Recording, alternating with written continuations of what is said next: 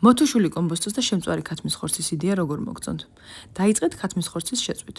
რომელი ნაწილიც გიყვართ ის შეწვით. თავიდან დაბალ ცეცხლზე დადგით, რომ მოიხაშოს და შემდეგ აუწიეთ, რომ კარგად დაიბრაწოს. მარილი და პილპილი ორივე მხრიდან მოაყარეთ. ეხლა გადავიდეთ კომბოსტოზე. წვრილად დაჭერით ხახვი და გადაიტანეთ ზეთმოსხმულ ქვაბში. შემდეგ გახეხეთ სტაფილო და გადაუშვით ქვაბში. შემდეგ დაჭერით წითელი ბულგარული წიწაკა და ისიც ჩაუშვით ქვაბში. ამ ყველაფერს დააჭრდეთ რამდენიმე კვილი ნიორი და დადგით ცეცხლზე, სანამ კომბოსტოს დაჭრით. კომბოსტოს რომ დაიჭრება, დაუმატეთ დანარჩენ ბოსნეულს და ისევ დააბრუნეთ ცეცხლზე, რომ ყველაფერი ერთად კარგად ჩაითუშოს. ამასობაში დავჭრეთ მწვანილები: მწვანე ხახვი, ქინძი, ოხრახუში და ცოტა კამა. მოთუშულ კომბოსტოს დავუმატეთ ტომატ პასტა. მოაყარეთ მარილი, შავი პილპილი და კარგად ამოუვლიეთ. უმჯობესია თუ ამ ყველაფერს ცეცხლზე გააკეთებთ. შემდეგ დავუმატეთ დაჭრილი მწვანილები და შემწვარი ხორცი. მხოლოდ ხორცს ძვალი მოაცილეთ და ხელით დაწენწეთ. მოუვლიეთ და სადილი მზად გაქვთ. გემრიელად მიირთვით.